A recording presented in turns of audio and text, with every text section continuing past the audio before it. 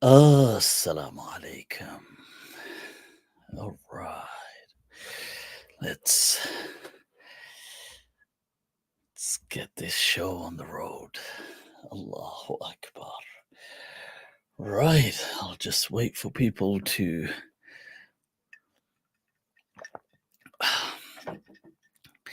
be present with their barakat. All right. So Bismillah. إن الحمد لله وكفاه والصلاة والسلام على رسوله المصطفى وعلى عباده الذين ارتضى ومن بهداهم اهتدى وبآثار أهل المدينة اقتفى وبعد فسلام الله على القوم أهلا وسهلا ومرحبا بكم. All right, it's been quite a while. Hadn't met up with some of you. Wow. So I thought, you know what, let's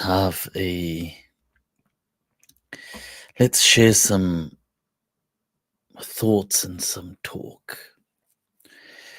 Right, so let's see, who do we have? Leo Mitchell.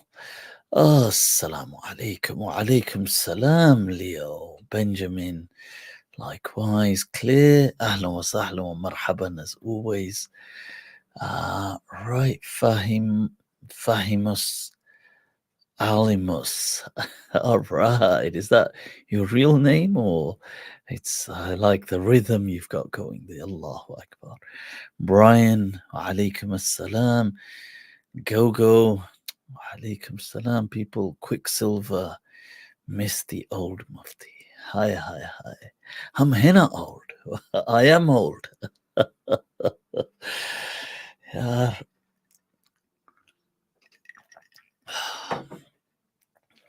Somebody said to me, they said, Mufti, you should come live and do the Q&A like old. And I said, all that stuff is still there. All the questions have been answered. I mean, what am I? There are no new questions, are there? It's all Allahu Akbar. Khair, more importantly. There is a stage and an age. They say, لِكُلِّ مَقَامٍ مَقَال وَلِكُلِّ فَنٍ رِجَال. Allah. That there is a time and a place, if you like, and one could maybe rephrase it better as in there is a stage, for each thing in life, I guess. So, what is going on? I'm a Quran only Muslim, Benjamin 786. I love you. Allah bless you, and I have love for you too, Yar, of course, and good manners and vibe, Mufti Abu Layth. Shukran. Allah bless you. It's often I feel these things, I think the Quran only argument, you see, most arguments in Islam, they stem from maybe not all, but most stem from a place of love for the deen. Now, how accurate are they is another question, because not everything that one is anchoring in a sense of love is always rightly anchored or placed. Sometimes, we get things wrong in the process as well. And I feel that one of the things about the Quran only is that there is an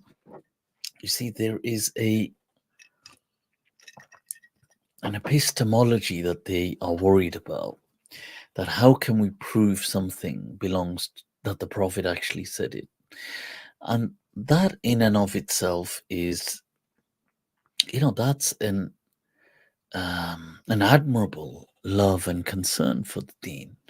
That is that somebody is, they have such a high regard for our deen that they do not wish for any contaminants to affect it. But that said, you see, that said, what happens along the way is that is not the the way to go about it, though, to dismiss all of the sunnah and to to somehow just to so much beauty of the deen escapes us if we were to take such a such a route. But yeah, khair. Right. And your video which critiqued Sahih Bukhari was interesting. Yeah, I mean, it is interesting. There's I guess the whole Bukhari question, it's not one to dismiss Sahih Bukhari. That's not been my kind of point or objection. But my point was to say that in Islam, the Quran, the deen is Quran centric. So, take the analogy of the solar system, then the sun is the Quran. And so it's not like saying there's a hierarchical structure, that the sun is the Quran. It is the foundation upon which this entire deen is built. Now, the Sunnah,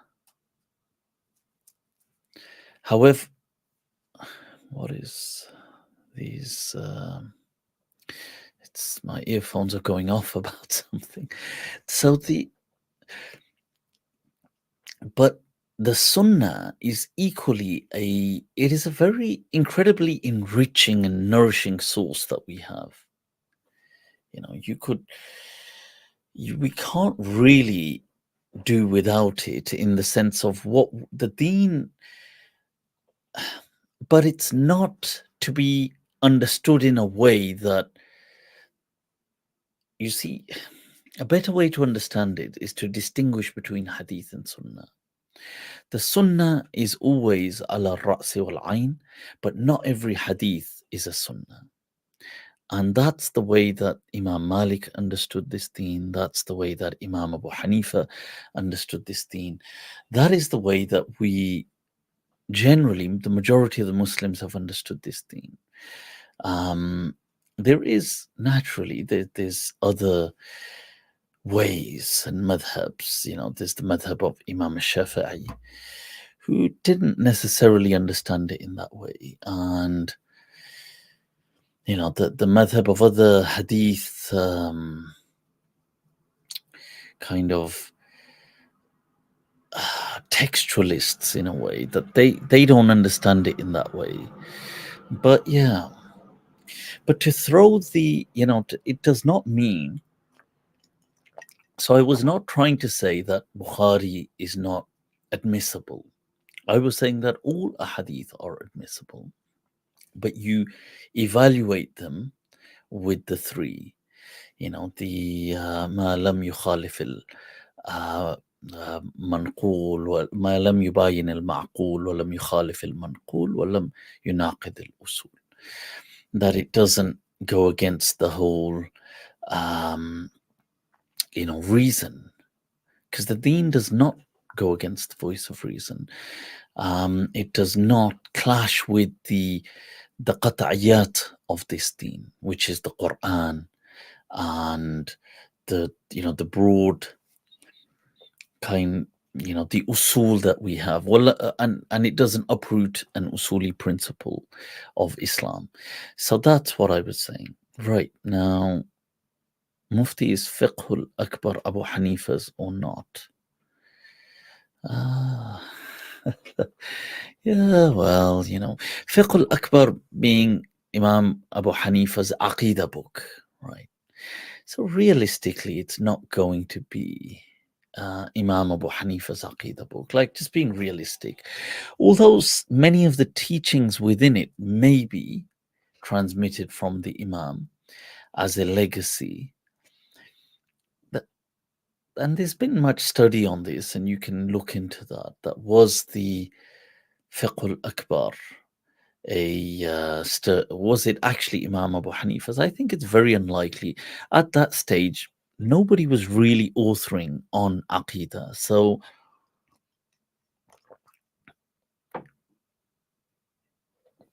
yeah, and one of the strongest indications that it is not a work of Imam Abu Hanifa himself, although the opinions may be, um, the opinions themselves uh, may be, for the most part, attributed to Imam Abu Hanifa. So they may be, but the book isn't itself. Now, and there's a few themes in that, amongst them the discussion of karamat, because this term karamat is a much later development of the Muslim discourse. So you wouldn't really have a book discussing something precociously before, whether the theme, notion existed or not, but the word, the mustalah, the kind of nomenclature did not exist. So yeah, every time. Now this is it, isn't it? Every time. I've answered all of these questions. So you can see why this is really, for the most part, pointless for me, and why I don't engage these discussions anymore. Because I have just answered all of these time and time again. Um,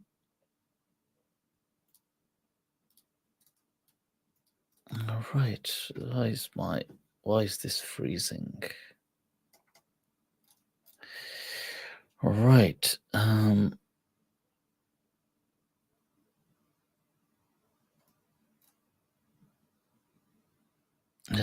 Wow, okay. Should we I can share the link and we can have some people. You can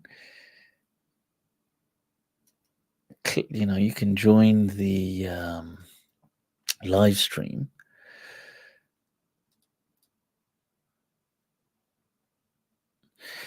Have I studied the Fatawa Alamgiriya? We had to study parts of it during our Mufti.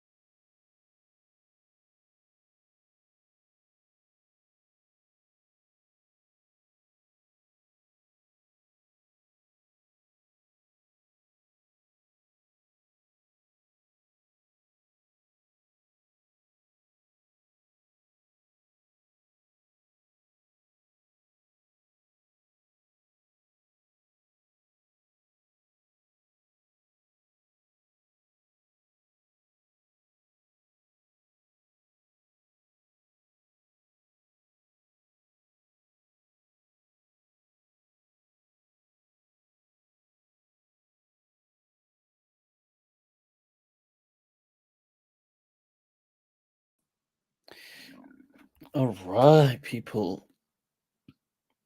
I take it. I don't know. I think I may have accidentally knocked something and disconnected the internet. Either that or it was a sign. Uh, right. So I take it, I'll just let the system, I'll just, if I type salam, does it go through? Let's see. Yep, it's gone through. Okay, we are back. So I don't know. I think I may have accidentally disconnected it or it disconnected. In any case, right. So, let's share the link. Let's have a little chat with some of you, and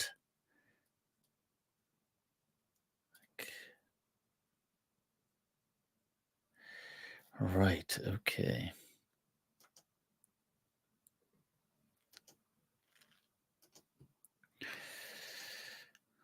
Okay.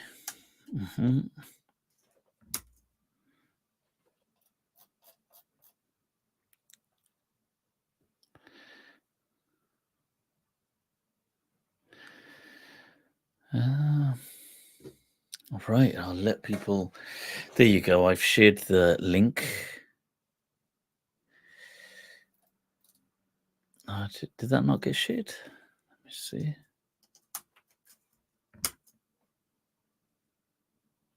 Is it disconnected? No, there it is.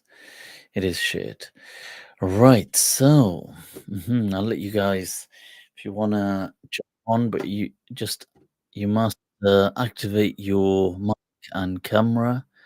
And right, it got shared. Shukran.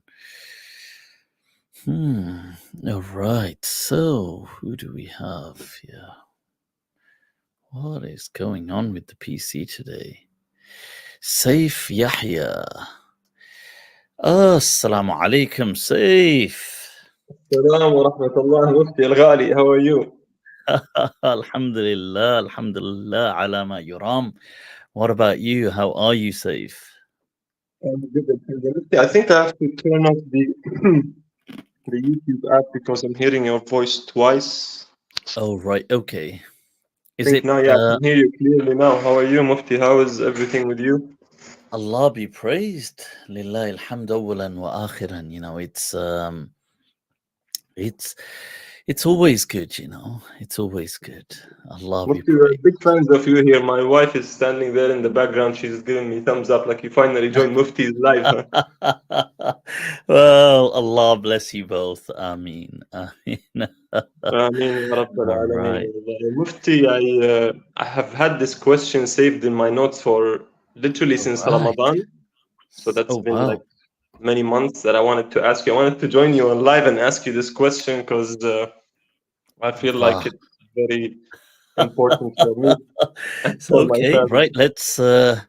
Let's this question that's been stored up since This Ramadan. Ya question, salam. man, this question has been thought. This has been thought for years, to be honest with you. And I asked you on Instagram DM once. We have Okay. been in touch on Instagram DMs a few times. I've asked you questions, but I understand, you cannot share your full thoughts on an Instagram DM, but I thought we'll save Yeah, it for live so the sure. ummah can benefit from this question, Ya salam.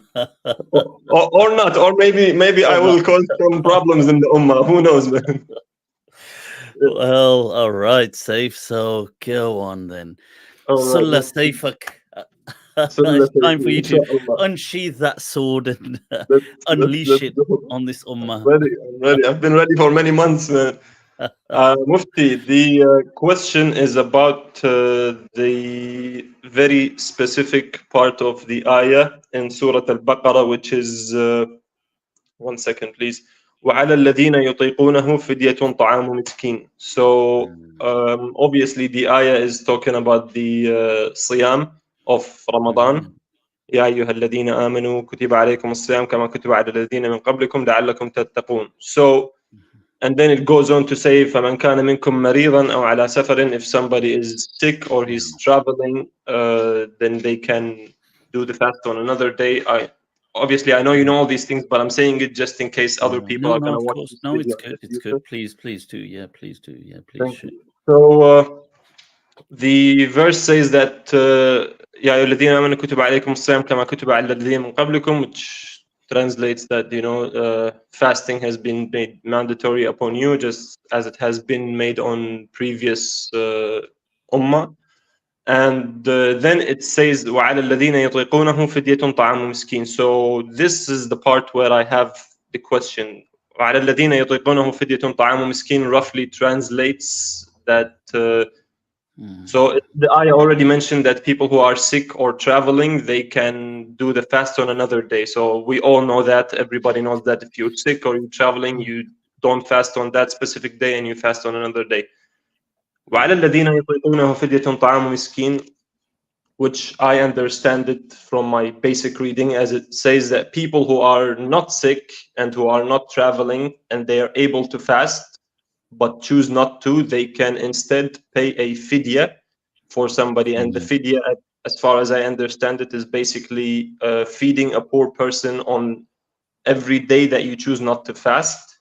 So, and then the ayah goes on to say فَمَنْ تَطَوَّعَ خَيْرًا فَهُوَ خَيْرٌ لَهُ وَأَنْ تَصُومُوا خَيْرٌ لَكُمْ إِن كُنتُمْ تَعْلَمُونَ, which again I believe it says that rough translation again, and who chooses to fast, it is better for you to fast rather than to pay and feed a poor person. فَمَنْ تَطَوَّعَ خَيْرًا, I believe it means that if you do both, it's even better. Again, I mean, it I'm not can the do. I mean, the verse, yeah, I mean, it's generic, but you're right. You could fit it on that as well. "Man tatawwa'a khairan." I mean, it right. could be understood in a sense of tatawwa to mean like something which is extra. It could be understood like that. It could also be understood from the angle from ta'a, that Right. whoever adopted a sense of worship as a goodness, فَمَنْ تَطَوَّعَ خَيْرًا. But generally, you're right. If you're taking it the other way, you do both. So you're seeing it as here, as in tatawwa to mean to kind of charitably do something extra, like a nafal, like Yes. as in tanaffal. Yeah. Yes. So yeah. Okay. Yeah, I understand, Mufti. I have heard so many opinions on this topic. Some people say that this is not even referring to Ramadan. This is referring to Ayyam al-Ma'dudat, which was before Ramadan. Fasting was made mandatory. And some people say that the next ayah, which is verse 185, basically نسخ ناسخ and mansukh, basically نسخت الآية التي قبلها, which means the ruling has, I don't know how to explain نسخ in English, to be honest with you. English is not my first language, as you can Sure, tell. like an abrogation or an Yeah, exception. okay, Yeah. abrogation. I've never heard that word first time. Okay, so Abrogation. Oh yeah. They use it generally for the word nasakh, abrogation, to okay, abrogate. right. Okay, so I'm somebody that does not accept nasikh and mansukh in religion. Just I can go into that. That's a very large and it's going to be too long to listen to. I wanted to hear your thoughts on this. So the ayah is very clearly saying وَعَلَى الَّذِينَ يُطِيقُونَهُ. Some scholars have tried to say that it says وَعَلَى الَّذِينَ لَا يُطِيقُونَهُ. For whatever reason, they added the la. The I don't the know. I don't know where that the came from, to be honest with Basri, you.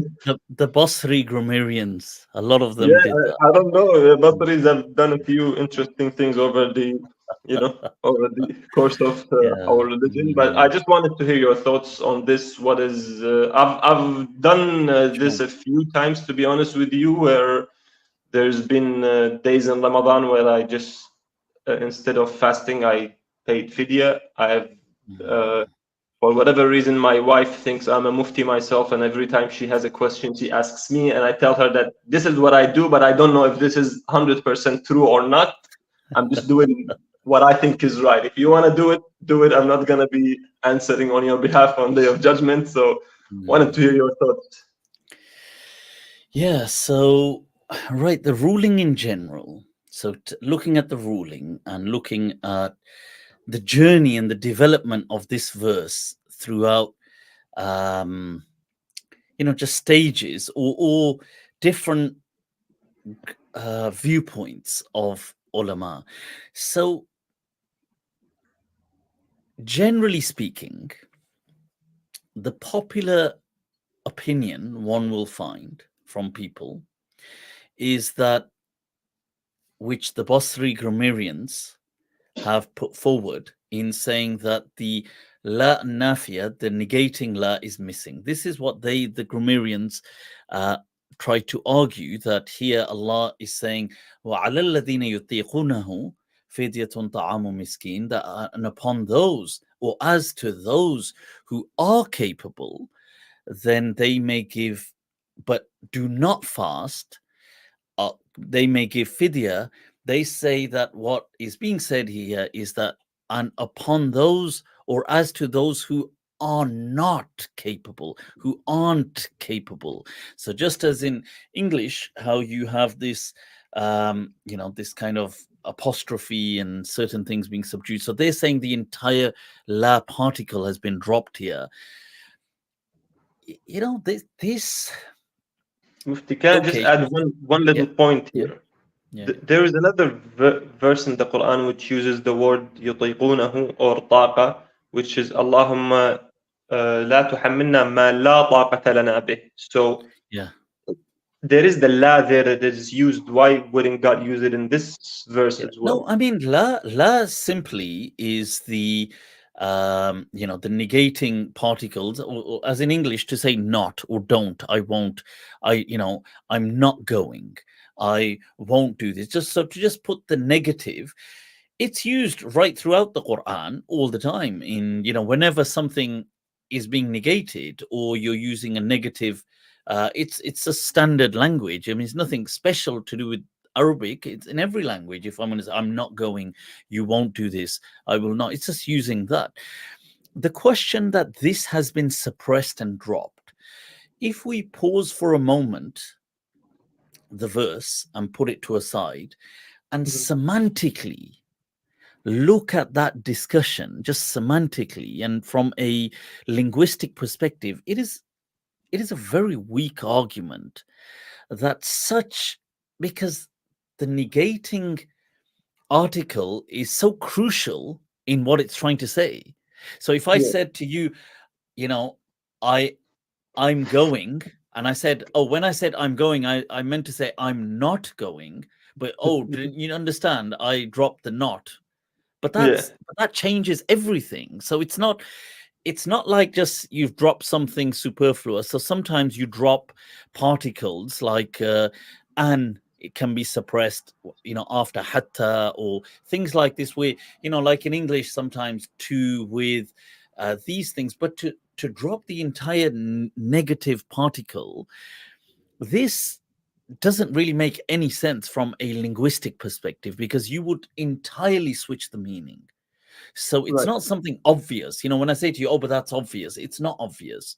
So not repeating a pronoun may be obvious if we know who we're talking about. Who does this go back to? When I say, oh, he said this, and you understand, oh, who I'm talking about, or I don't repeat the name.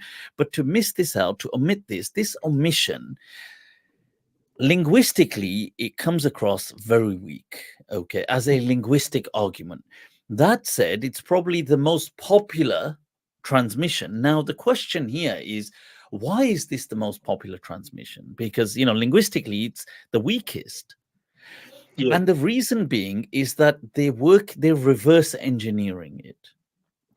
Mhm. So the scholars, and then I'll come back to the other ways of looking at the meaning. So the scholars generally have, you see, this comes back to a kind of spirit and ontology, our understanding of the deen.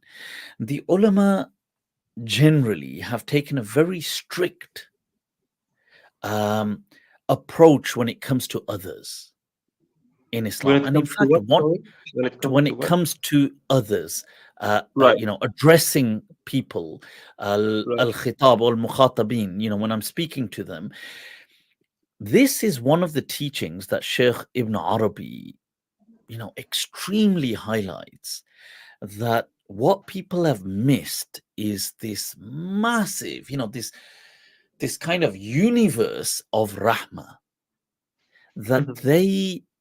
although everybody accepts rahmah, Yes. but when it comes to exercising this or to showing, channeling the Quran in the light of rahmah, a lot of ulama have really been very weary in doing that.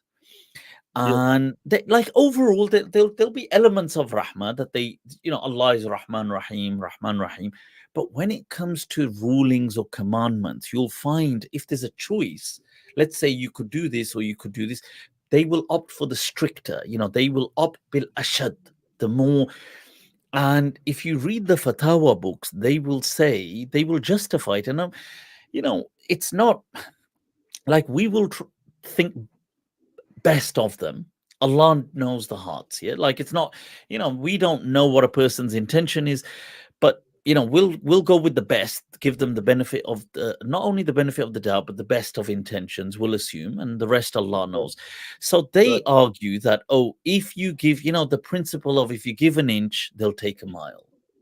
So Right.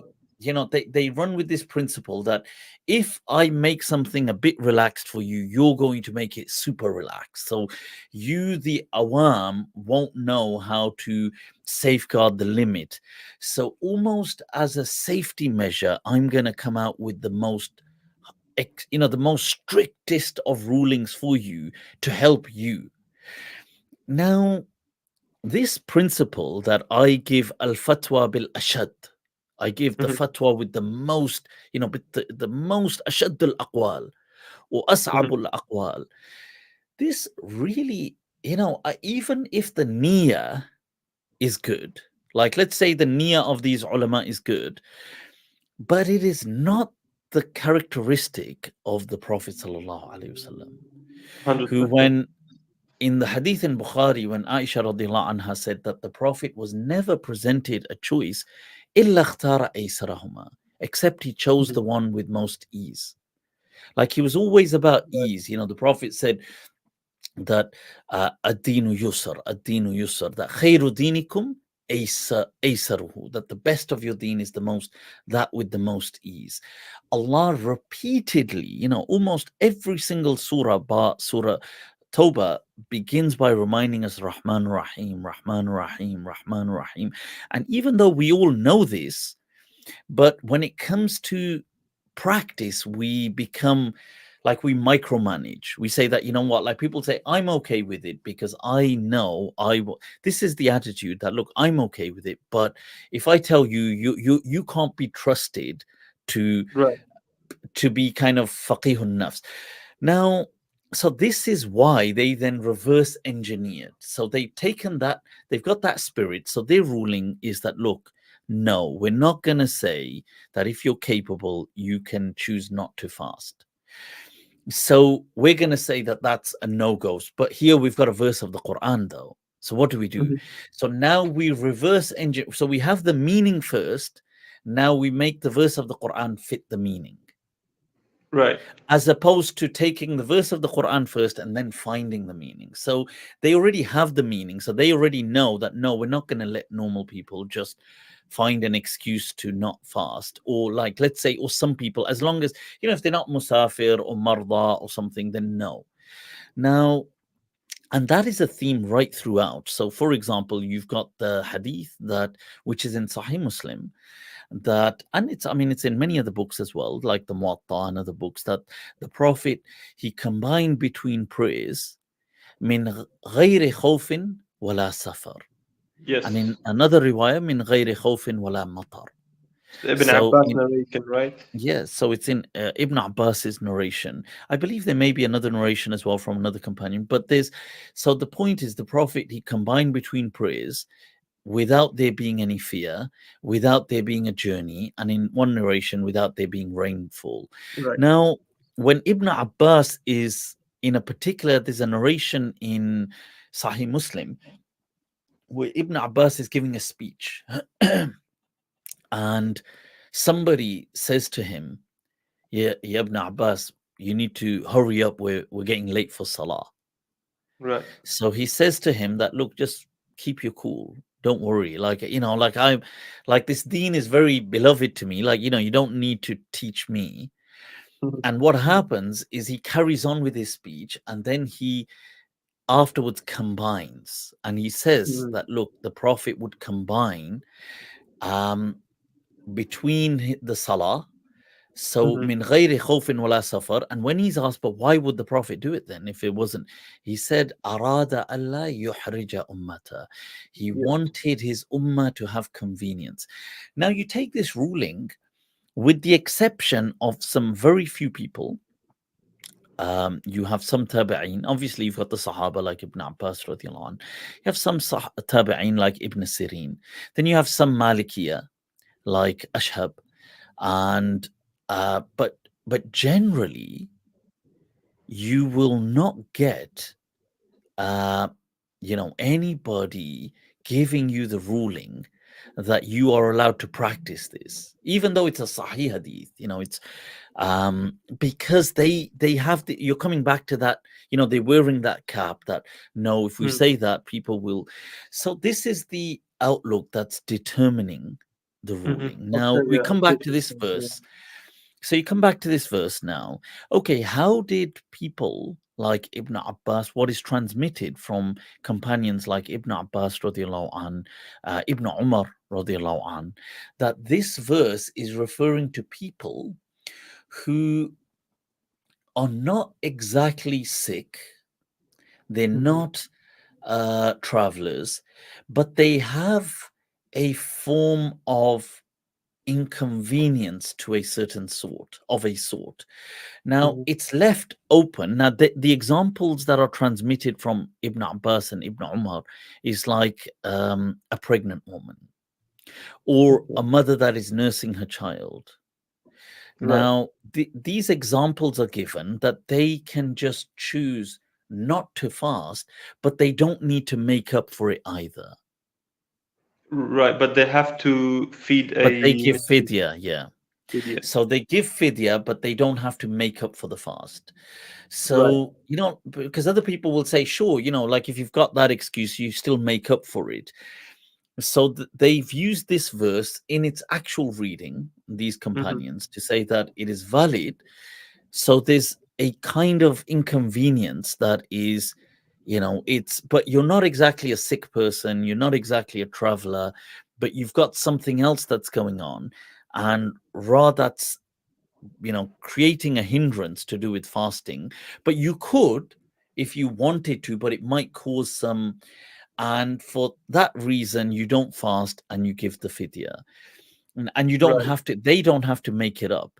Now, so that's the ruling in general. Okay, so now that said, people generally don't understand this to mean that, um, like they don't bring it down to just a mood thing. Like, if a person just said, like, I'm not in the mood to fast, Right. they would say that there's something inconveniencing the person. But if they were to, put their foot down, maybe they could with some kind of immense or with some kind of like a struggle do it. But because of this thing, then they're not going to fast and they give a fidya instead.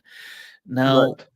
so that's how that reading of it is, through those companions like Ibn Abbas and Ibn Umar radiallahu anhum. But most people don't actually go with that. So you won't find that in most of the books. They'll just say that it's, this is a suppression. They'll also say maybe it's for people who are really old and Yeah, I've they heard can't that. fast. So, but really old, and if you can't fast, then you don't really need, then the fidya, it shouldn't really be an obligation because unless you were old, but you could fast if with a struggle, but you chose not to, then yes, this verse could fit them, but not really old. Like if you were really old, that fasting wasn't an option, really, as in it was just going to be very harmful to your health, then the verse wouldn't really apply to you. So, but you will get a lot of the tafsir saying that people who are like, the sheikh that is really old and so on. So I hope that, I've tried to tie that in there, the whole It reading. does. Yeah, Mufti, I'm just gonna put you on the spot, man. You've given a very good background about why they say that, why the mainstream opinion is the way that it is. But I want to hear your opinion of it. I want to hear what you think of it. No, Do I you think would it's go with permissible or not permissible? my understanding would be like the way I find myself inclined is like with the teachings of those companions, Ibn Abbas radiallahu Right. an, it's with Ibn Umar radiallahu anhum, it is with this, this Rahma principle of Sheikh Ibn Mhm. Araby. I would, however, okay, so there's a difference. I wouldn't, you see, I would not personally agree with it just being a mood thing in the sense of like, oh, I'm not in the mood. I wouldn't, Right. because there is an art to discipline, and Of it does course. bring about it brings about a lot of khair in us. But that said, there could be something that is, somebody's got something going on. So, people today have the question of like they've got an exam, Yeah. Yeah. and I've got an exam, and you know, like let's say some person, like to some people, they might think, well, I don't care. I've got an exam. I can fast. In fact, I think even clearer with a fast. To some people, they might feel, no, I get headaches. It triggers a migraine, or I can't do it. It's really important. I'm not, I've got these exams going on during this week. I'm not going to fast. I Right. would feel that this allows them that dispensation. Something like somebody, for example, a doctor, he had surgery, he needed something. He's like, no, I need to be alert. I need to take something to make myself super alert. And so I would leave it open. I'm not going to narrow it to that, but I would not personally agree with it just being a mood thing. I wouldn't say Right. like, if somebody said, "Oh, I'm not in the mood," I would say no, Yeah. that doesn't qualify. But if there was like if a person felt a haja, now this is an important factor in maqasid of Sharia. You'll find that the ulama distinguish things into three categories. Yeah. So they have the daruriyat, they have the hajiyat, and the tahsiniyat. So these two things, we're going to look at daruriyat and hajiyat. So daruriyat, people will all agree that you don't need to fast if it was a darura, like if a person, themselves was about to have surgery, or if something, they said, no, you need to have this for your doctor said it, and you took it. All ulama will agree with that, that's fine. It's a darura, it's something which is a necessity. The second stage they won't really accept, which is a haja. It's a need, but it's not a necessity. Mhm. This verse would then cater based on the circumstance on a need basis for somebody. It's not, by its mercy, it's left undefined. Right. Now, so it's not cosmetic. It's not tahsiniyat. It's not about, just pure cosmetics, or like I'm not in the mood or something. But it's a haja. There could be some haja going on. Some person someday, maybe he's, his health, he's feeling, I'm not actually drastically ill, but he just feels he can't, my like I can't fast today. There's my whatever it is. Like to some, you see, even sickness. There's some sickness which is universally everybody will accept. It's crippling, but then there's a spectrum. You see, to some person, a headache might not be, to many of us, it might be nothing. We might think, oh, what's a headache? Have a headache every other. To some person, it could be, oh, like I can't take it. I need to drink water. I need to, my dehydration's affecting me. I'm going to open the fast based on this. Now, that is their call. This is Right. something Imam Shatibi puts them as faqihun nafs. Says, look, you know better about yourself. You have to remember that, look, Allah is watchful, and you are answerable to God. Now you Yeah. can make yourself responsible and do something if you feel that, look, you know what, this is too much, like, oh my God, my throat, I need to drink something. TK, if that's your, I recommend in those circumstances that you make up those fasts. This would be my thing, that I would say that if it's something like that you've just had to break it because you got this headache, you make up for it. So this is what I would say. Now, if you see the question, does this th- yeah, yeah, so that would answer it. That's where I would see myself with this verse, that this would be discussing hajat, and it would allow people to open the fast or to not fast based on that, even if they weren't a traveler. But according to me, I would still say if it's one of these kind of hajat, they should make up for it. Right. Yeah, so that's how I would, as a person, see it. That they should then make that up at a Right. later date. Yeah, Fair enough, man. Finally, I can take this question off my notes. It's been stored there yeah. for many months. But I would like to circle back to this point of mercy. It is Mm. such a big point that um, Imam or Sheikh Ibn Arabi continuously comes back to, that it is something that we don't really we don't truly grasp. And there's a I'll at another time I'll go over this maybe in much detail. Mhm. um that was Sheikh Ibn Arabi is infamously or notoriously, he's been, he has a point of controversy, which is the iman of Fir'aun. Okay. And if you read his thing, people have so misunderstood it, because if you look at the verses of the Quran, they are, the verses, a lot of scholars have said this, if you look at the verse, they are at, there's both sides of the argument. Now, generally, people may say, look, I don't, of course, mainstream view is that Fir'aun dies a kafir, rejecting. But the verse of the Quran says that he says that to Musa, that I have believed in the Lord, what you and Banu Israel believe in, the Lord of, your Lord and the Lord of Banu Israel. He says that. Now, the question here is, he says it, but he's seen this punishment in front of him of Mm-hmm. God. So, Mm-hmm. can Iman be accepted when we see the punishment of God? Now, the general understanding that a lot of ulama would say is that no.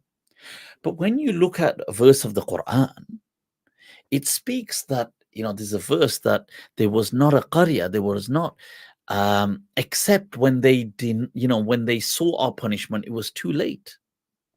Mm-hmm. Illa qawma Yunus. Allah says, except the people of Yunus, we forgave them. Mm-hmm. So, because what happened is when Jonah left, Yunus alayhi salam left, they realized, damn, you know what? The punishment started to come, and they actually, he must have been a man of God. So they came out, flocked out, in the crowds. The elderly, the young, the men, the women, they all flocked out to this open space, and they cried out to Allah. And Allah says that, that there's in the verse that there was not a people who, when they denied the message and the punishment came, except it was too late. Illa Right. qawma Yunus. Except the people of Yunus, we actually forgave them. Now, you see, so here you get this both sides of the argument that, look, if Allah wants, he can, apprehend a situation with his mercy. And you do have Right. a verse of the Quran that Fir'aun says, I now believe in your Lord and the Lord of. But what's fascinating, put all this topic aside, whether Fir'aun believed or not is irrelevant to an extent. We all know the Quran says he did believe, but maybe it was too late. Right. The point is that, this verse, Ibn Arabi has such a mesmerizing, wallahi, tafsir of this verse of the Quran, that, if only, wallahi, these are the things that, make me, honestly, like, my soul kind of, it glows, and why I was so drawn to this whole, the message of this, great man Sheikh Ibn Arabi, this overall spirit he has. Now, you know this verse that فَالْيَوْمَ نُنَجِّيكَ بِبَدَنِكَ. So Allah is addressing Fir'aun, the Pharaoh, that today we save you with your body. لِتَكُونَ لِمَنْ خَلْفَكَ آيَةً. So that you may be a sign. Or this, you know, you may be a sign for those who come after. وَإِنَّ كَثِيرًا مِنَ النَّاسِ عَنْ آيَاتِنَا لَغَافِلُونَ. Yet most people are heedless. They don't take, like, despite us putting a sign there, they don't grasp it. Now, Ibn Araby says that, now I want you to check this out, his analysis, whether we agree with it or not. You know, this doesn't mean that you have to agree with his analysis on this point, but just look at the broad theme of what he's saying. He says that, you know, what is this ayah? That we save you so you may be an ayah. So there may be this sign of God. What is this sign? So the sign, he says, many people believe it to be that if you do wrong, you will be punished. He says that, but then Allah follows up by saying, but most people don't accept these signs when we show them. Right. Ibn Arabi says, but most people do have a belief that if you do wrong, you will be punished. Right. He says, like, when you speak to common people, most common people, whether they in their heart of hearts do believe this, that, you know, those who do wrong, Allah will catch them one day, they will be punished. He says, but the ayah of mercy, that even though you were the worst of the worst, the scum, you know, you declared yourself a rival to Allah. You tortured innocent people. You murdered. But when you opened your heart at that final near-death experience, Allah's mercy was that vast that it still apprehended you. But yet most people do not see the mercy of Allah in that way. Right. Yeah. It was honestly this theme that Sheikh Ibn Arabi is putting forward, whether people agree with this topic of Fir'aun Musa, Iman Fir'aun or not, it's irrelevant. But this theme that he's putting forward, it is so beautifully mesmerizing that most people do not, unfortunately, see such mercy of Allah. Like, they do believe in the mercy, but they are heedless of that great sign. So I just found it very breathtaking. I thought this reminded me, the theme did. I thought I'll just share it briefly, and maybe in a future session we can, I'll go over it in detail and show the verses and both sides of the arguments. But I think it's, rather than people criticizing Sheikh Ibn Arabi for this view, even if you disagree with the view, it doesn't matter. Like, it was the theme he was trying to present. He was trying to say that, what is this great sign? It is that Allah's mercy is so vast that people think it's vast, but it's even vaster than what they think. That they are heedless of. This kind of radical divine love of God. But yeah, Saif, it's been a pleasure speaking to you. And It's been a pleasure, I'll Mufti. Thank you very much for right. the time and for the No, you're answers. very welcome. I hope other people can benefit from this. I know that I Uh, benefit from you. It's been 6 years since I discovered Mufti Abu Layth, 2018. I was Allah bless you. on a trip, about 4 or 5 hours drive, and I actually found you on SoundCloud, not YouTube at the Oh time. wow.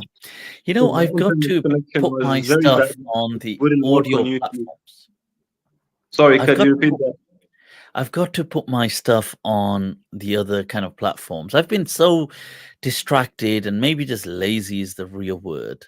But inshallah, bit tawfiq min Allah, I will do that. I've been meaning to do some of these things. I guess, it's like life gets in the way, doesn't it? We get Of course. distracted. But Yeah. inshallah, this hopefully I'll find the motivation to get it done. Inshallah. Mm, Thank you very much, Mufti. Enjoy the rest of your day, sure. and All right. Allah bless. I'll leave it. Likewise. So shukran to you and the Thank missus you over very there as well, the wife. Allah bless you both and take care of much. yourself. Salamu alaikum. Assalamu alaikum. People, that was safe. I believe he said from the Netherlands. I may have got that wrong now. But so what an amazing discussion and conversation. Wow. Whew. Yeah. Right. Let me, let me try and bring on. We've got here. Who we got? We've got. What's what is that? Thermo Mademba. Let me add thermo Thierno Mademba Sacho. Assalamu alaikum. Wa alaikum salam, Mufti. How are you? I'm good. I'm good. How are you? Look at that. See with the gaming earphones right there. I love it. I love it. It is so that you can read it on my face that I am a gamer. I can. Yep. You're giving the profile is right there. You see, I can feel the aura. That's it. You're a gamer. I like it. I like it. Well, such is the life of this dunya. It is a game Yeah, as yeah, well. yeah. It's So a it's yeah, a game. I think, yeah, it's an illusion it and a is. game. It is. It So is. yeah. It's an illusion and a game. Yeah. How have you been? Yeah, I'm good. I'm good. I just Allah bless you. I won't be long today. Sure. Sure. I just have there were something that I wanted to talk about, and it is and I was it is something that maybe a lot of people will benefit. It is the Sure. audio platforms thing, because Saif just said it, but yeah, I think that it is very good. Will be very good to Yeah. have your content. I Maybe a really. podcast. I don't know. Yeah. Yeah. No, I can. I need to put all of this content up on there. Mhm. I think I need a bit of help with it. So people, those of you that watch this, and if you're Yeah. a bit skilled and you've got time and Hmm. effort, prepared to Hmm. reach out to me. And yeah, I I think I need to do it. The time is nigh. It's here, Yeah. Yeah. and Yeah. I need to, inshallah, do Yeah, yeah, it will be very good, very very good. So I kind of have four subject that I want you to touch upon. So I will, and after that I will go sure. to sleep. Yeah, I want you to touch upon. It is not necessary to touch upon right now, but I think that it sure. is it is you can say. Yeah, Yeah, yeah. So yeah, I want you to continue to for the current guest, for the current quest. yeah. I don't I know. want to do that, inshallah. There's been things going on in a good Mm. way in, Yeah, yeah, with life, and a lot of things have been going on that have been kind of had me a bit preoccupied. yeah. And but it's in my mind that Mm. what I want to do is finish this a certain amount of videos, maybe not that many, but a certain amount on Mm. this Islamic psychology, where I'm infusing the thought of Sheikh Ibn Arabi with modern day psychology. So, Mhm. it may be a few more videos yet. So Mhm. I wanted to yet speak about. So I've spoken about a few things, the divine mirror Mhm. stage, why Allah created us, Mhm. the alamul khayal, alamul mithal, symbolic order. I want to speak about the real, Mhm. the big other. Um, Maybe a couple more on this, infusing this between Sheikh Ibn Arabi and modern psychology.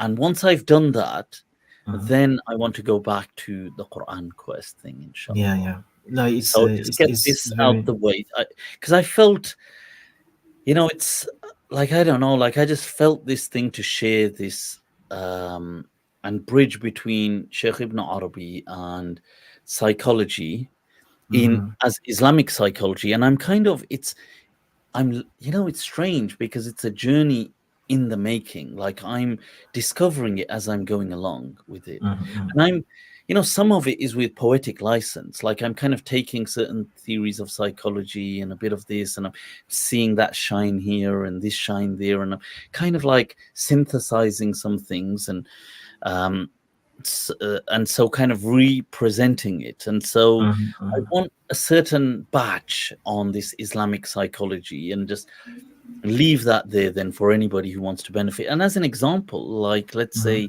I've really liked this three, this kind of Venn diagram, if you like, that Mm-hmm. Lacan had used of the imaginary, the symbolic, and the real. Mm-hmm. But I've then tweaked that, as in taken Sheikh Ibn Arabi's thing, which I felt fitted nicely, and Mm-hmm. then presented it. Now, the real is an interesting one because that's going to be our next session, is going to be on the real. But you see, Interesting. to Lacan, the Mm-hmm. real is something to do with, like it's, I mean, I feel it is what Ibn Arabi would be speaking about, al-haq, that really there is only One Allah's, reality.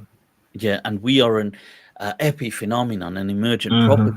Mm-hmm. Mm-hmm. But you see, to Lacan, often the real is like almost like a negative, like it because of it's almost like a trauma, because once the imaginary and the symbolic break away, it's too traumatic. But you see, to me, where I'm channeling this is actually, I can understand what you mean by this. It's this terrifying experience because you're getting, but in that there is a closeness to the transcendent. Like we are Mm-hmm. closer to, so people who experience any kind of trauma or something in that state, they actually, I feel, are in a closer state to God, Yeah. because this reality is breaking, crumbling. And hence you have these du'as, that the du'a of a person who is going through that is accepted. And Mm-hmm. because it's like as if the veils are shattering. So I Mm-hmm. will speak about, but this is me now synthesizing these views. I'm not just doing, I'm not just relaying, saying, oh, he said this, he said, I'm kind of trying to fuse, there's this fusion of, so I want this Islamic psychology of, Mm-hmm. Sheikh Ibn Arabi and modern day psychology put out there, and then go back to, inshallah, tafsir.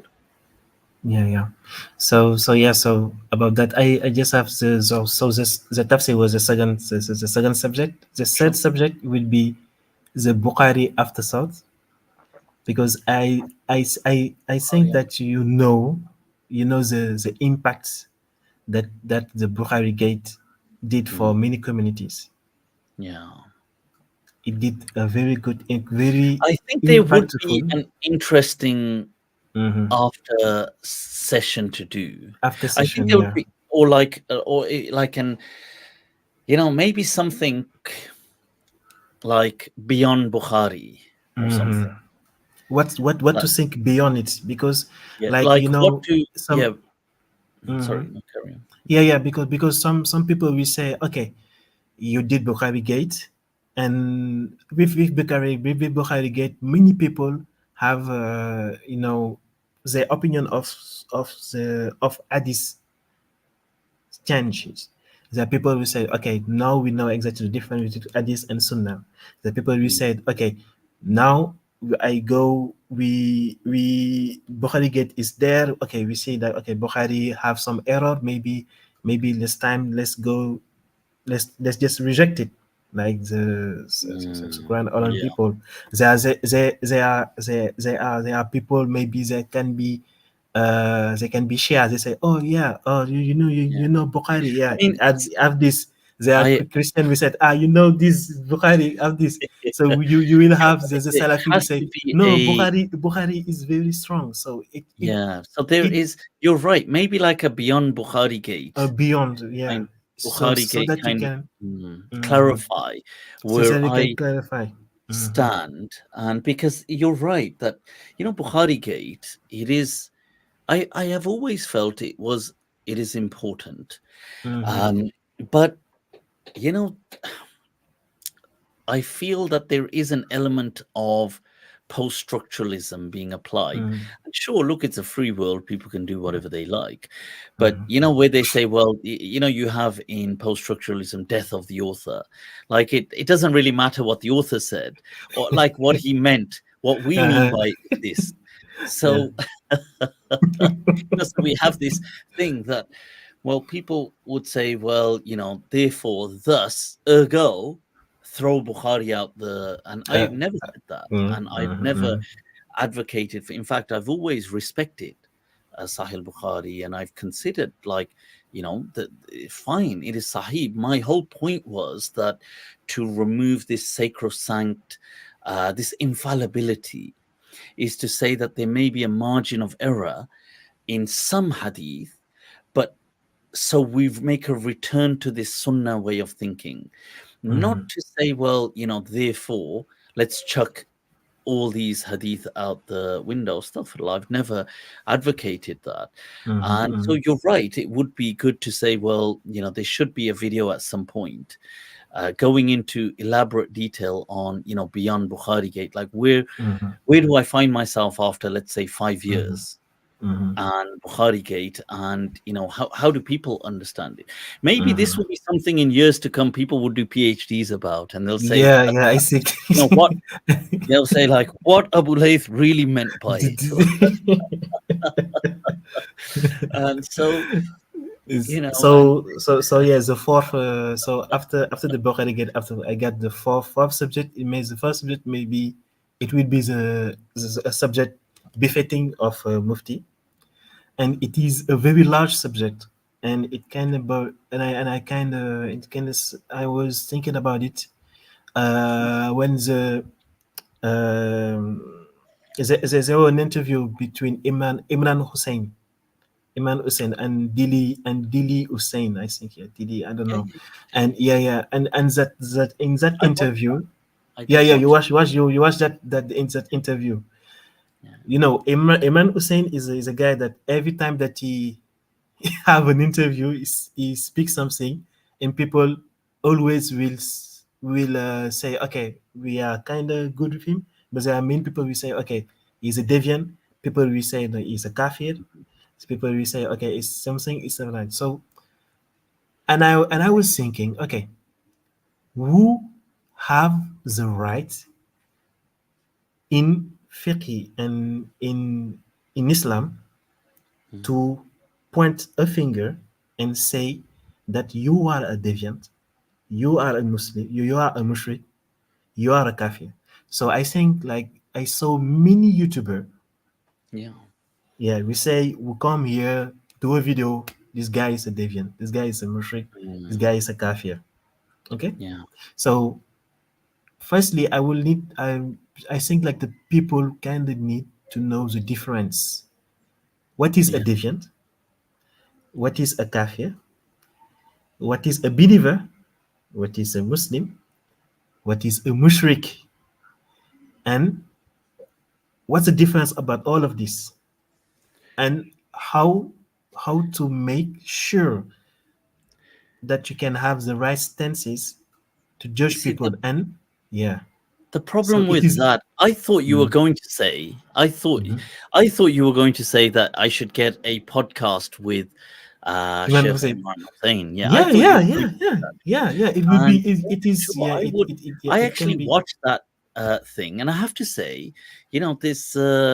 Yeah, like Dilly has made some really good kind of podcasts, and Yeah, yeah.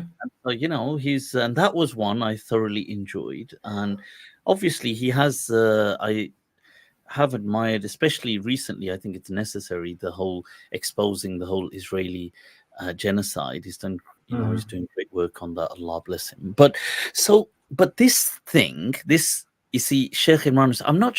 I didn't realize Sheikh Imran Hussein would be willing to, come on podcasts and stuff. Yeah, yeah. I was really surprised. I was Yeah, so really, I really I would surprised love that he did to that. have a discussion with him. I don't know if he'd want to have a discussion with me. If he would, I would love Mm-hmm. to. I mean, Mm-hmm. I'm not, in any way, judgmental. Or, I mean, in any kind of, or I hope not in any kind of bigoted way. And so he would be more than welcome to discuss, and I would love to elaborate on certain concepts Mm-hmm. with him.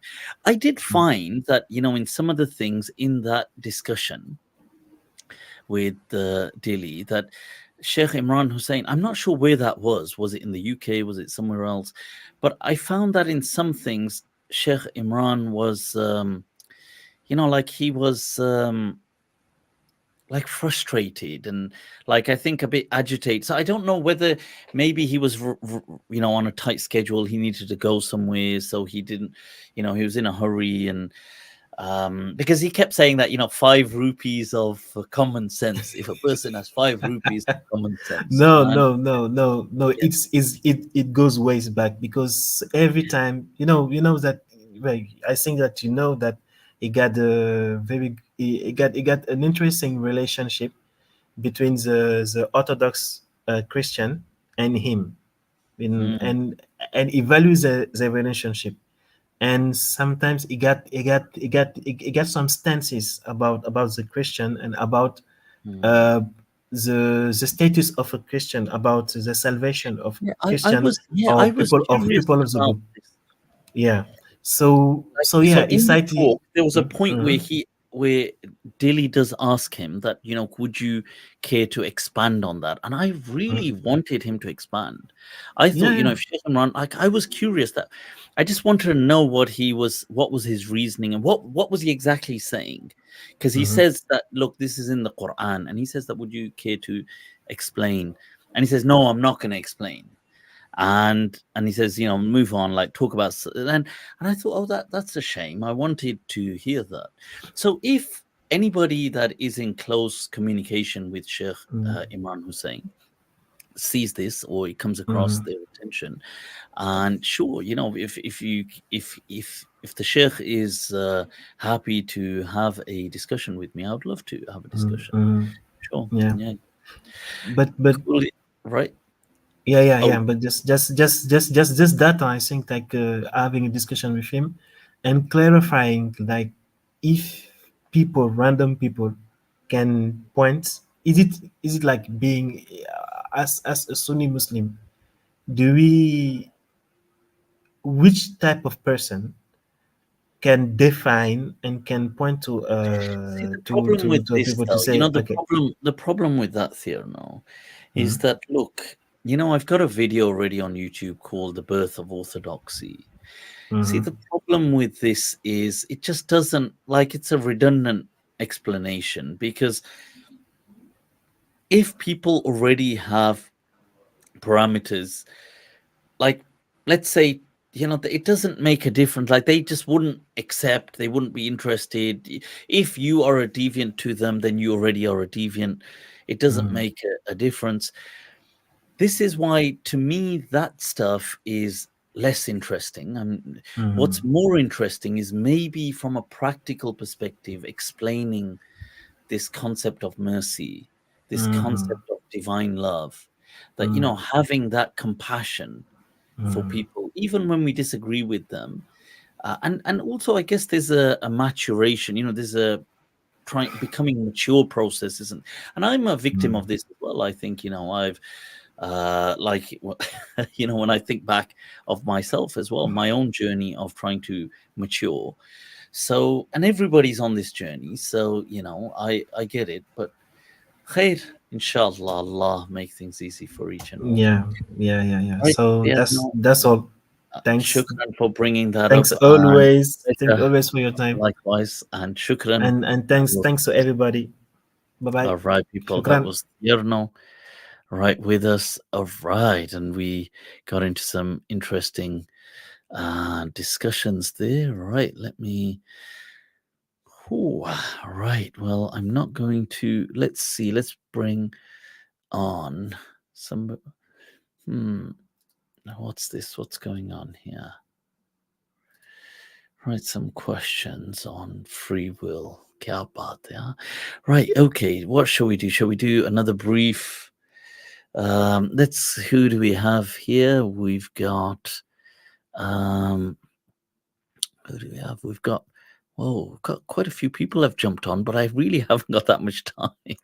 Unfortunately, I've got a very early start in the morning. All right, so Fahim, all right. Assalamu alaikum, Fahim. Welcome salam. All right, I like, you know what? I like the setup of the room, behind you, the way it's like organized, man. I like it. It's good. All right. How are you and where are you joining us from again, Fahim? I'm in London. London. You've been Yeah. on before, haven't you? Yeah, I've No? been on a few times. Yeah. Yeah, you haven't. Yes, yes, yes. I Yeah. thought so, unless I was Yeah. mixing you up. All right, Fahim, how are you? And any interesting thoughts or ideas to share with us? Oh yeah. So it's about miracles, and so Allah. I accept your view on like miracles not being a supernatural thing.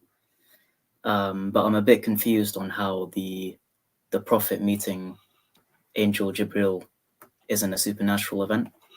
So a lot of the times I'll be asked that question, like if you don't believe in miracles, then what happened in the cave? Right. Okay. So let me reword.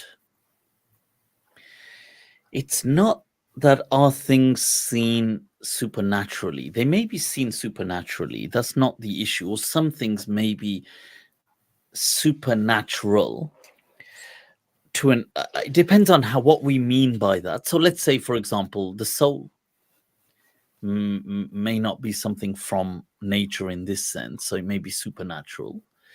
And so it's not that I'm against in any way. I'm fully embracing the supernatural. So, and there's many things, there's all these dimensions that are above nature in that sense. They are supernatural.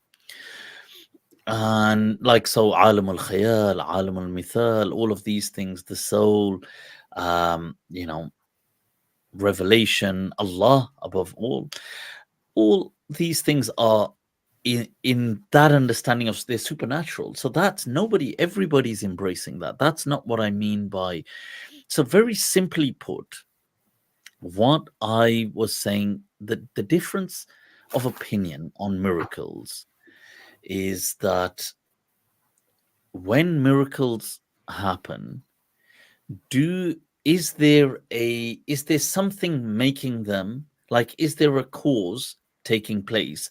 Are there means adopted to make them happen? So this is or is it without a mean? Like, is there no means and no medium and nothing and it's just happening? Or is it by a means, just as other means are happening, even if it's not obvious to people or it's being left out, the details not being said? So, for example, when the sea splits, everybody accepts the sea splits.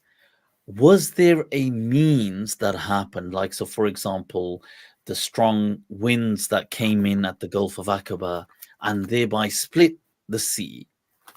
Did Allah adopt the means to make it, or was it just there's no means, it's just going to happen?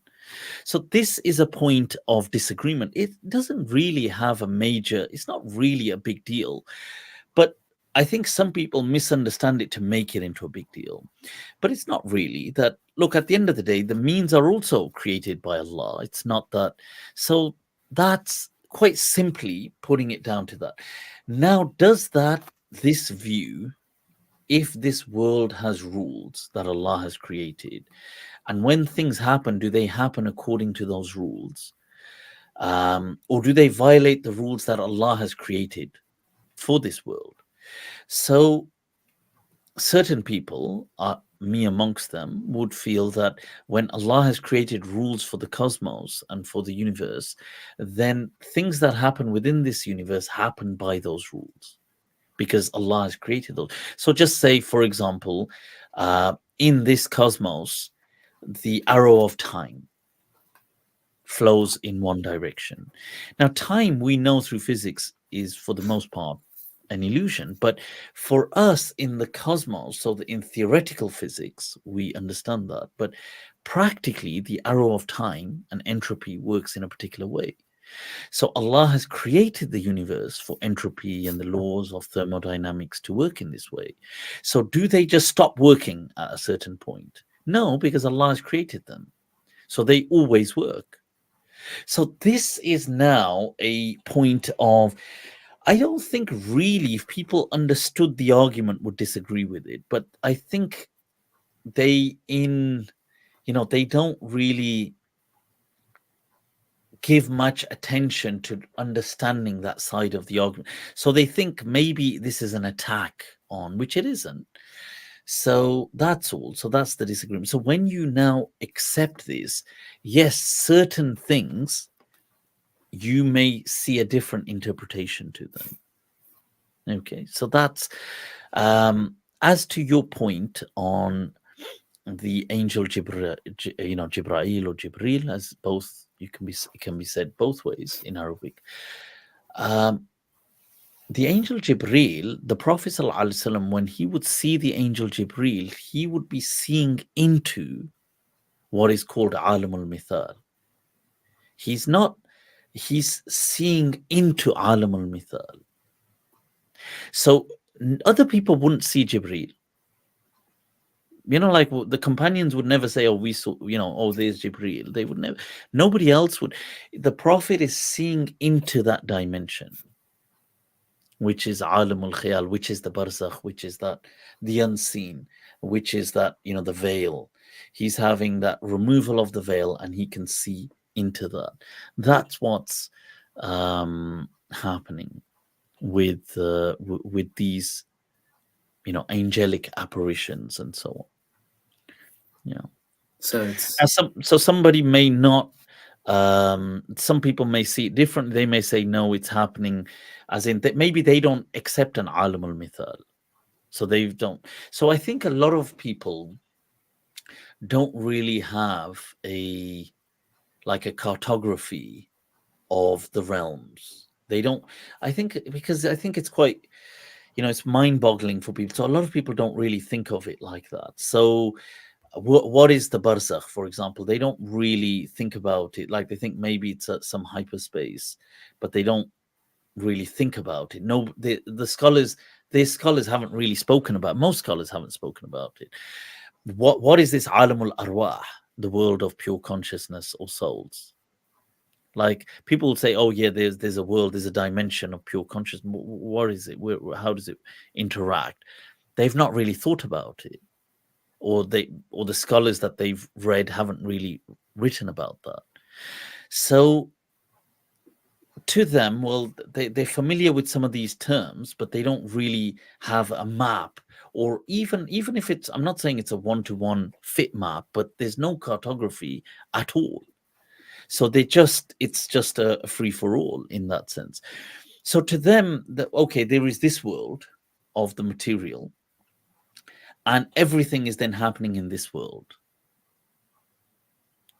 because that's the only world they've thought about. So like when they're saying, well, and I guess they just really haven't thought about it. It's like if somebody asks you a question, in a particular question, you may think, well, I've never really thought about that question. And now that I'm thinking about it, well, what do I think about it? So this is how it is with these things. So because Sheikh Ibn Arabi and other people, great scholars like him have actually delineated and given this kind of understanding of alam al-mithal and alam al-khayal and the symbolic order, the imaginary order, the kind of symbolic hyperspace, the other kind of dimensions. So it all fits in brilliantly, how it ties in with the deep unconscious, so you can watch my videos on that. So it makes sense, that's one way of looking at it, that these things like seeing the angel Jibrail would be of alamul mithal, seeing into. So even though he's here, but he's here in the sense that he's in that dimension here. So even though he's seeing him, but what he's seeing is of the dimension of alamul mithal. It's not of this material matter. So Yeah, so that, if that makes sense. Now, yeah, so I don't know how much more I can cram in one brief paragraph of trying to explain Alam al-Mithal. So you're looking at a lot of kind of hyperspace and different dimensions in a way. And the dimensions, they're not, you see, you have to remember that even this world of material it's an illusion. It's not actually here in the sense we think it's here.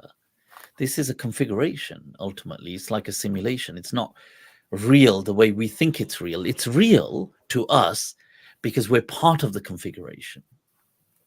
But it's not really real. Even in physics, this is not. I mean, that's the crazy part. Even in science today, well, atoms are 99.9% not empty space. So there's nothing actually there. So if existence is for the most part utterly non-existent, so but yet it gives the illusion, and this is something we'll speak about when I address the real in my coming in the next session in Islamic psychology, the real in this, when in the configuration. So if this is an epiphenomenon and it is an emergent property, then you see these dimensions all interlock. Like, where is consciousness? Where is the unconscious? Where is the deep unconscious? It's here and at the same time not here. So where is it? It's an interlocking dimension, isn't it? So this is how these worlds are, like Alamul Mithal or Alamul Khayal. They are like that. They are dimensions. So people, they see into these things. Now, when you see into it, like obviously the prophet is seeing into, so even though the angel is there, he's not, he's there, but in the sense that Alamul Mithal, but there for the prophet. So it's like that. Probably won't make, how old are you?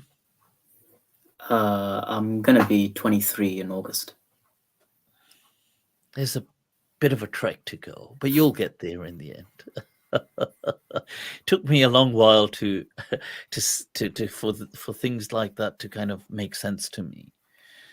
Yeah, I think you got to go beyond the mid-30s, and then they start. But I mean, you might grasp them much sooner. But I'm just saying that at first it sounds absurd, but then you have to toy with it. You have to explore it. You have to read. You have to. You see, it sounds absurd at first, but it's like if somebody told you that all of matter is 99.999% not there. You think that's stupid, but that's hard science today. To deny that would be stupid. It would just mean that you just don't know physics. So, but in our day-to-day life, we don't see the world in that way. We don't. It's enough for us to accept it, but it's really absurd to us. Like, we accept it as a fact. It's like, what's the capital of France? It's Paris. And what's, so somebody says, well, 99.999% of atoms are empty space. It's just a statement. But the truth is that is reality, although it doesn't correlate with our reality. So, but we know it now. So when you start toying that, wait a minute, what have all of these people who are these mathematicians and physicists and, brilliant minds, what have they arrived at? Like, let's toy at it, let's try and see what is it. So when you start exploring, you start realizing, like, this is not as frivolous as I may have first thought. If all these bright minds like Einstein and Niels Bohr and all these, Feynman and these, some of the leading, brightest, brains of the 20th century have all been discussing Maxwell. All these people have been discussing this. What are they talking about? Are they just all stupid and insane and mental? And you start going into this, and then you start exploring, well, what is consciousness? And the question now of the 21st century and the late 20th century, and especially the 21st century, is what on earth is consciousness? Where does it come from? Where is it? So when you start exploring this and seeing the greatest minds talk about, you toy with these ideas, like you explore that. How does this happen? And then you start to see, all of a sudden you will see things differently. Like you'll start to realize, like I've been, living in a bubble. Like ironically, I've been a victim of hardcore materialism. When the truth, which, Islam knew from the beginning, but, many, that it is not, it is a material world, but it's for the most part an illusion. But we are part of that, so we can't tell. It's like we're in the game, so in the matrix, so to speak. So we, obviously, it's real to us. When you're in a dream, the dream is real. You don't, in a dream, you don't feel like, if you get hit in a dream, it will hurt. If you get hungry in a dream, you will be hungry, because the dream, when you're in it, it is real. This is a dream. All that we see or seem is but a dream within a dream within a dream. That as Sheikh Abdul Karim Al-Jili said, innal wujuda bila muhali khayalun fi khayalin fi khayali. This, and I feel that Muslim thinkers and mystics, they were so far, they really were geniuses, at what they did. And I think this part of Islam has been so underappreciated because it's complicated, I guess. It's mystical. It doesn't, but physics nowadays is mystical, isn't it? Wouldn't you think a lot of physics is going in that direction? It's becoming very mystical. It's trying to fathom consciousness. It's trying to, obviously, nobody knows where to begin. But, even this thing of time, the block universe, isn't that quite, all these things are weird. Now, quantum field theory, that, now there's no such thing as atoms even, they're just excitations, aren't they? So we've just got fields which have excitations. Quantum physics, superposition, everything is in every position until it collapses, the quantum wave collapses. Doesn't that seem absurd? That everything, at let's say a nanoscale and subatomic scale, this cup is everywhere. It's not just it could be everywhere, it actually is everywhere. Until the quantum wave collapses, and then it's only here. So how do we explain that? But it's physics today, it is the belief of science. So isn't that rather mystical? And so I feel that when we're speaking about these hyperspaces, and I mentioned this in my symbolic order of, or was it in the imaginary order when I spoke of, but in the last 1-2 sessions about the dream space by, Dr. Broad, Dr. Price, when they spoke of this in the 50s, that where they hypothesized a kind of space called the dream space. But this is why I feel that the more we learn, the more we realize how little we know. And it also helps us to emerge out of our bubble. And we have to move away from this hardline materialism that, we are, that this pure material world. See, it's ironic because, you see, when we began about the question on miracles, it was almost being posed in a way as if there's an over-reliance on material. But when we explain it in this way, it's shocking that most people then resort to materialism. And they shy away from all this hyperspace and, the alam al-mithal and all of these dimensions. And they only resort to the hard felt material world around them, which is, doesn't make any sense. So, right. Okay. Well, that got interesting. I'm you know what? It's been a pleasure, Fahim, speaking to you. And I, hope you're not too late for your. Is it still uni? No, you must be on break now from uni, or is it Uh, work? yes, yeah. It's well. It's work. So I did. I graduated from uni in 2023. So last year, and then since then I've been doing teacher training. Oh wow. But so now I'm doing interviews. So I have a few offers from some different colleges. So I have another interview today. Okay. So I was just preparing my lesson for that. It was on like magnetism in an electric motor. So Oh like wow. the motor effect. All right. So I Wow. was trying to do that while I was listening to the What speech. subjects will you be teach? Is it secondary you're going for, and just are you isolated in particular subjects, or you cross fields, or what's your? So when I was doing the training, it was in secondary school. I was teaching Okay. science up to GCSE. Hmm. I also did physics at A level.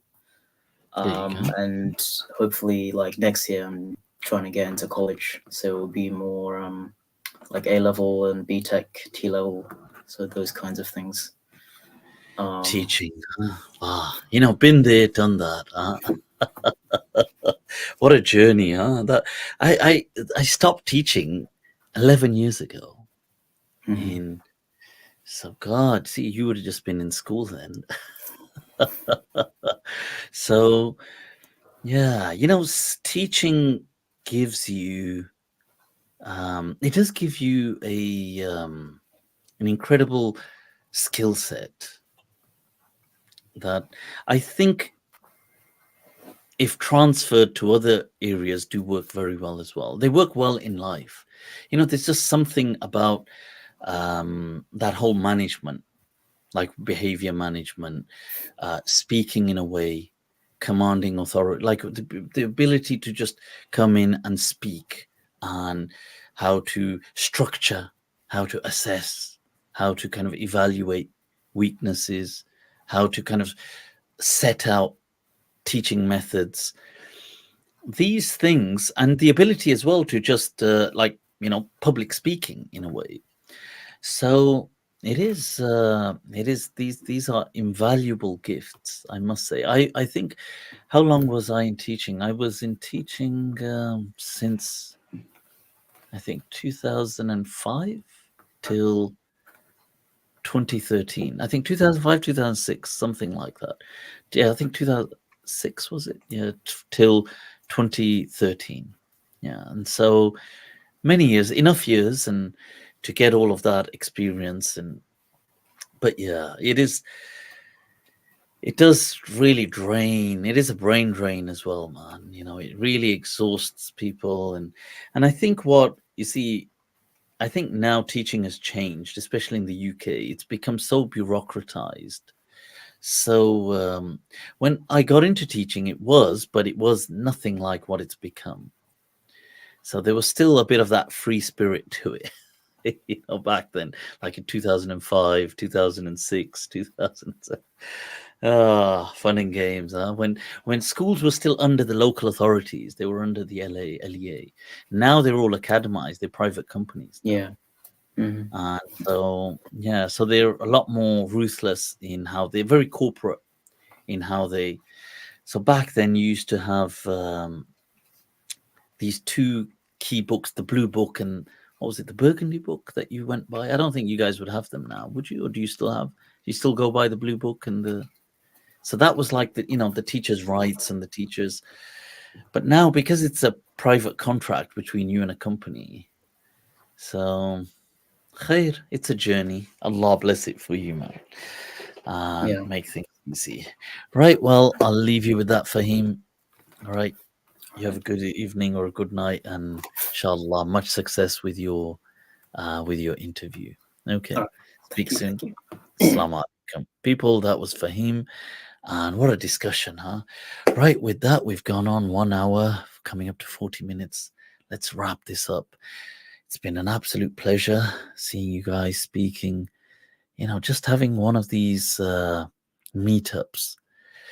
I've got to do more of these. It is a pleasure to. It's so good to see so many of you jump on actually and just catch up, say salam, share thoughts, ideas, and yeah. So Allah bless you all. I'm gonna call it a night. If you want to reach out to me, you're more than welcome to do so on Instagram. Just the general kind of mediums. Instagram, I do try to check the messages. Leave a comment, by the way, on videos. Share your thoughts, and it's also it does. I do take my time to try to read them. So yeah, and I do try to answer some things, but albeit briefly.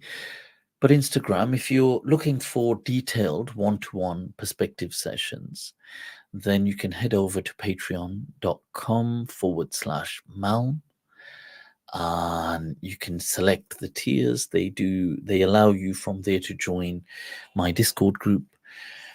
And also they do allow from tier 2 allows one-to-one perspective sessions, and you've got like a spectrum of things. But yeah, and we do have group chats on the, like I have lives on my Discord as well. So, but that's just for the Discord group. That I do actually have at least a couple, sometimes more every month. So, but I guess it's like almost like we know everybody there now. So, right, people, Allah keep you blessed, and may this journey continue to unveil the divine mysteries for us all. Ameen.